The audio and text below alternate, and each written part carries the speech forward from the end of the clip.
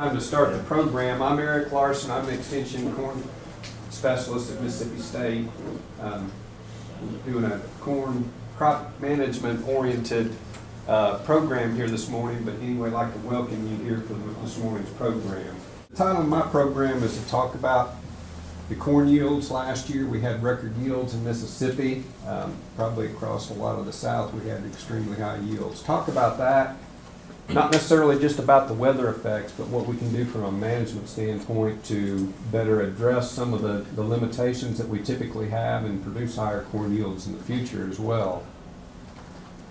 This is a summary of yields from what I call our corn hybrid demonstration program. This is grower fields and statewide summaries of all the fields associated with that program over the last 4 years. The blue bars represent hybrid trials in irrigated locations. The yellow bars represent dryland locations. And actually, 2014, we had slightly higher irrigated yields across the state in those trials.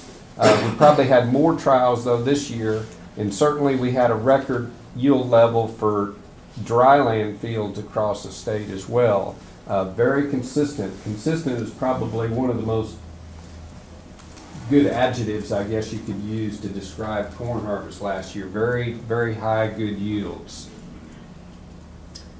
One of the things I think that contributed to that we started out good last year. This slide represents rainfall during the month of March. Ultimately, it determines how good of a planting season we had. And we had the best planting season in 5 years last year. The yellow represents average rainfall that was 75% or less than that of what is normal for the month of March. So we had Mother Nature kind of working in our favor last year across a lot of the Mid-South. That allowed us to start planting. Most of the corn wasn't planted until March 20th, which Brian would agree that that's not necessarily as early as we'd like to try, but we had 91% of the crop planted within a month, which was very quick progress compared to normal. And there are a lot of issues associated with early planting and things that we've had problems with the last several years. This is an example of tire traffic compaction. You all probably seen this over the last several years, where every 12 rows through the field you'll see a wave pattern where the edges of the wings of the planter will have taller corn. You can actually see the tire tracks in some cases. Now, this wasn't nearly as apparent last year, but certainly something that we want to avoid, because you're going to have substantial yield reduction in not only the yields, not only the rows adjacent to those duals, but probably as many as 6 rows out of 12 in your pattern across the field. Certainly, something we want to avoid, though. Another thing that we see, and one of the things that we focused on regarding our projects and support from the Mississippi Corn Promotion Board and your promotion board funds, is we saw a lot of issues the last several years with emergence variability. And all of you have dealt with issues with marginal corn stands. And what we've typically done in the past is go out and evaluate those fields, counter plant populations, and try to make a replanting decision based upon plant populations. And we know that this is an issue, but we don't know how to quantify it and make replanting decisions based upon what we're seeing with emergence variability. And that's the purpose of some of this research. And I won't get into that in depth, but what I will want to point out is that this research, looking at emergence variability or disparity, like you see where these red stars indicate plants that are coming up substantially later than their neighbors, that can cut yield by as much as 18% across your entire field. So that is very significant. Now, 18% may not sound like much, but I put up a couple different things that's equivalent to. That's equivalent to about a 40% stand loss. So if you see 30,000 plants per acre, which, for irrigated corn, obviously, you'll probably be a little bit higher than that. But for me to figure those numbers in my head, I know that 18,000 plants per acre is equivalent to 40% stand loss. I don't know of any farmer in the Delta or anywhere in the state that's probably going to keep a stand of corn where he plants it and gets a even stand of 18,000 plants per acre. So this is something that's pretty significant. Another way to look at that, it's equivalent to a 20-day planting delay. We know how important early planting and planting date is to corn productivity and how it sets us up for more favorable yields. So we absolutely must use this information, or can use this information, to make better decisions regarding replanting. One of the other things associated with this study that we did was evaluate different methods of replanting corn. When we have a corn field that has a bad stand, a lot of times we'll have 25-50% stand in 30% of the field. Well, normally what a grower does is go out, fill up the planter with seed, go out and kind of fill in those weak areas in the field. We knew that wasn't ideal, but again, we didn't really have some values to make that decision. So bottom line is this value over here that's represented, that's not bushels per acre. That is, if we plant an original stand at your original planting date, a full stand, you'll have 100% yield. If we replant that same stand and have 100% stand, we'll have some yield losses associated with later planting. In this case, we're up in that 98% range. But all these different methods of replanting, and there's 2 different methods of seeding rate that we use associated with 3 different plant populations of substandard stands that are represented there. If you've really got questions about that, I'll try to address those, but I know that's busy as far as what you're trying to understand right there in those treatments. That's not really that important, but there is no difference between all of these right here where you're planting a stand into an existing poor stand. All those, there was no difference in those methods, and the yield losses compared to replanting into a clean stand was 11%.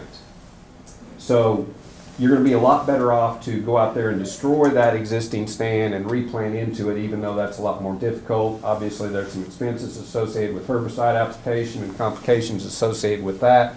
Certainly, you don't want to drift on your good corn. You don't want to drift on your neighbors, and that's just another process or another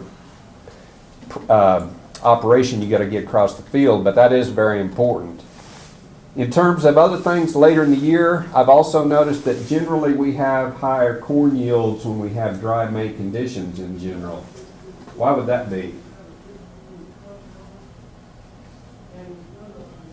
Number one, we typically we're in a lot higher rainfall climate, obviously, than the Corn Belt. Soil saturation can restrict root development. It can stunt corn. That's why we grow corn on raised beds for the most part. So there are some negative implications with soil saturation, particularly during those late vegetative stages. That's when we develop more than 75% of our rooting depth is from when corn is about this as tall as what it is in this picture till tasseling. So if we're wet during that time period, it restricts the resources that plant has available to gather nutrients and water and support itself and produce high yields. So it is helpful from a root development standpoint if we're drier than normal during that time period. Also, we know based on research in other states, including research from areas that are a heck of a lot drier than the Mid-South, that corn tolerates dry soil certainly better than what we perceive as producers and managers in the South as well. We've got new tools available from an irrigation standpoint to actually measure soil moisture. Soil moisture sensors do an excellent job of not only giving us an X value of what our soil moisture is, but telling us if we've got moisture 12 inches deep or 18 inches deep, or that our roots are actually going to 36 inches deep during the growing season, because they are, even with a shallow rooted crop like corn that doesn't have a taproot. So most of the time, this time period of the year, we've got plentiful soil moisture that's 10, 12 inches, 14 inches deep, but we don't have the roots to utilize it during that part of the growing season. So the bottom line is, as a general rule, producers in the Mid-South could probably employ a much more conservative irrigation approach and not only have savings from a resource standpoint there, but also make more corn and certainly save on your pocketbook as well by employing a little little bit more conservative irrigation approach during this pre-tassel time period. And obviously, corn is such that it is very sensitive to water deficit during that early reproductive stages. So we need to shift our strategies with irrigation during the growing season to adapt to the crop needs and what the environment is telling us we need. Another thing from an environmental standpoint, this is probably the environmental factor that's most closely related to irrigated corn yields than any other factor that I've come across. And I've been charting that for a long time, as you can see. But when we have lower nighttime temperatures during the 30-day period after tassel, we generally produce higher yields. Why is that? The lower nighttime temperature nighttime temperature determines respiration rate, and respiration is something that the plant needs, but and when we have higher respiration, it's stealing energy away from grain production and requiring more energy for that plant to sustain itself and do its normal physiological processes. So when we have years like 2016, 2015, 11 and 10 and 1998, we expend a lot more energy just sustaining that plant. And that's one of the reasons why, even with irrigation, our yields are going to suffer in those types of years. Now, the take-home point that I wanted to mention with this is that, obviously it was easy to see that yield levels were higher last year, and certainly higher than what we've experienced recently. But from a historical standpoint, we were closer to average this year than certainly what we've been the last couple of years. So going forward, crop budget expectations, I think from a budgeting standpoint and expectation standpoint, the type of yields that we had last year are closer to normal certainly than what we had the last two. And certainly, the last, 7 or 8 years here, we really we've had some pretty darn significant difficulties to work through. From a management standpoint, obviously, early planning is critical to deal with these types of issues. Really your only tool to deal with high nighttime temperatures. Our nighttime temperatures certainly increase during the growing season. I'm not going to spend a lot of time on these right here. The point that I was going to make is that last year I chart the yield components of corn, the number of kernel rows around the ears, the number of kernels from the tip to the base, and the seed weight over the last several years. Last year, actually, when we had record yields, our kernel number was down. Why do you think that was? Last year, we had a lot of this going on in June. A lot of cloudy weather. We had above average rainfall during that time period. Obviously, the moisture is necessary to replenish the soil profile and help us out with dryland corn. But we had too much cloudy weather and didn't have enough light to realize high yields last year. Our seed weight towards the tail end of the year is probably more closely related with our yield than anything else. And from a management standpoint, I think that late season irrigation is one area that we can really focus on and gain a lot in terms of again, improving our yield as well as saving some resources and money associated with that important part of our crop budget as well. And the new sensor technology is very important. It allows us to have some tools to do a lot better job of terminating irrigation and quantifying where we're at in terms of soil moisture towards the end of the season. And one of the things that we can do with that is project what type of soil moisture we'll have and utilize our knowledge of how long it takes corn to go from dent stage to physiological maturity and project whether or not we'll have enough soil moisture to carry us to physiological maturity. So there's a lot of new technology out there that is available and we can utilize from a management standpoint if we know how to use it to make these decisions a lot better than what we did just a few years ago. And just in this example last year, this was rainfall events for the most part right here, but to think that we could carry a crop from nearly dent stage to physiological maturity without any irrigation during that time period is not normal. But this is the case where we were able to carry that crop 20 days or close to it with to physiological maturity without even having a full soil profile there.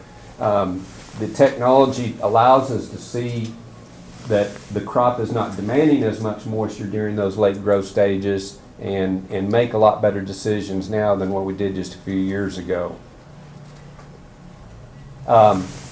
We did have a lot more issues with lodging last year. I think those were mostly related to just delayed harvest. We had a lot of rainfall during August, 2 hurricanes, and a lot heavier ear load. If you look at the physics of stock lodging, we had a lot of things working against us when that crop was in the field 6 to 8 weeks after physiological maturity. Some of the ways we can address that, obviously, hybrid stock strength and root strength are very important. A lot of differences there in specific hybrids. I'll leave it with this, I guess. I know we're getting short on time, but these are some of the key things that I look at in terms of summarizing things for corn profitability. Number one, don't forget the value of crop rotation. Not only is it going to enhance yields of both the crop that you're growing with the corn as well as the corn, but reduce your expenses associated with other things as well. There's tremendous opportunity to improve irrigation efficiency, like we mentioned here. I think that we do need to intensively sample nutrients, both soil samples and plant tissue analysis to know what that crop needs. Soil fertility program is the basis of the crop health and the yield potential, so we need to take care of that. And when profit margins are short, usually the first thing that gets cut is your nutrient program, and that's not a good idea for corn production in general either. We need to address our issues based upon scouting. The days that we can make a lot of automatic treatments, we just don't have the profit margin available to do that. Application timing is important, particularly for nitrogen management, and of course better hybrid selection as well. But with that, I'll try to address any questions and make sure you get to lunch on time. Yes, sir. You talked about early season and moisture, so we know we need to plant early to avoid heat. If we plant early, get those big spring rains. So the catch-22 is, what is that sweet spot of planting to avoid, and which one hurts us more? You know, root reduction, stand reduction because of early season rain, or trying to pollinate in the heat?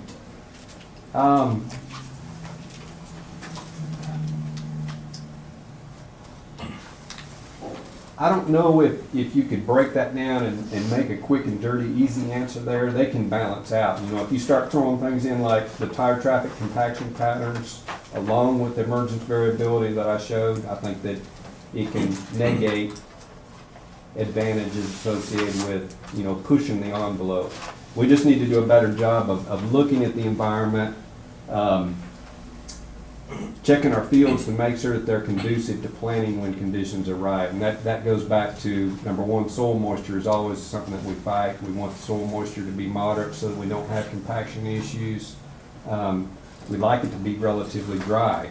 We like to have a good tall bed that provides some water relief. And it also needs to be warm as well. We want that corn to come up within a relatively short time period, 10 days if possible. And you know, I suggest either, number one, getting you a little soil thermometer and measuring soil temperature every morning as early as possible, and making sure that soil temperature at planting depth is, you'd like it to be up around 55 degrees or better. Certainly it needs to be above 50 degrees in order for corn to germinate. If you don't have a soil thermometer, you can look at the nighttime temperatures and look at the forecast, and you know, if we're going to have nighttime temperatures in 35, 40, 42 degrees or something like that, it's going to take the corn seed a long time to come up, and your likelihood of having issues with that emergence variability are certainly going to be greater, particularly if you combine low soil temperatures with you know, maybe heavy soil texture and wetter soils as well. Moisture, because we're trying to absolutely get the corn planted before the cotton is a little too heavy. The neighbor's planting, I pull out the Phillips hair, let's dry it out a little bit, so it's close, and it's just hard to decide which one I'm pushing, either getting too late or planting too wet. So that's And that's the biggest thing I deal with every spring, is trying to decide what to do about planting. There's certainly not a good answer to that. We want to do what we can from a research standpoint to try to address that. I know Dr. Henry's done a bunch of research with early planting. It's certainly very important. You know, we're looking at, we know that these other issues are important, and the next step forward is to identify, you know, from a science standpoint, you know, how those effects of moisture and temperature and bed height and weather forecast relate to our actual outcome of what we have with the corn stand, because it's more important to get a good corn stand than it is any other crop we grow, bottom line. Eric, has anyone ever looked at, have you ever looked at any drain tile as far as alleviating the excessive soil moisture, going back to your main slide? Yeah, I mean, we've got a few growers that are starting to implement that in the state now. I don't know that we've looked at it that closely from a research standpoint. You got any ideas about that, Jason, or? No, I'm the same way. I mean, I think our biggest issue is drainage. And, I don't, Barry, I don't know if anybody's. I don't know of an got any acre of drainage. tile in Arkansas. I've looked at it, thought about doing a few acres this There are year. a couple of guys around Brooksville that have done it, and they've got a heavier soil type over in the Black Prairie. They've been really happy with it the past year or two since they had it in. You know, it's big in the Midwest, I mean, and that's to get that root, those roots established early. Get that Yeah. saturated zone down lower, even if it's just a couple of inches. And it's got to help, you know, Bigger the, root mass. the issue that we find in the It's south not is that, as you know, it's, the next front is usually coming through in another 5 or 6 days. Mhm.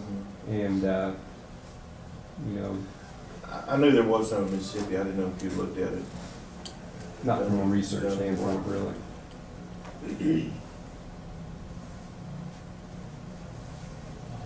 Any more questions? Well, don't forget the CCA sign-up sheet is back there in the back. We'll be around the next day and a half if you got any more questions. I mean, some of it, I mean,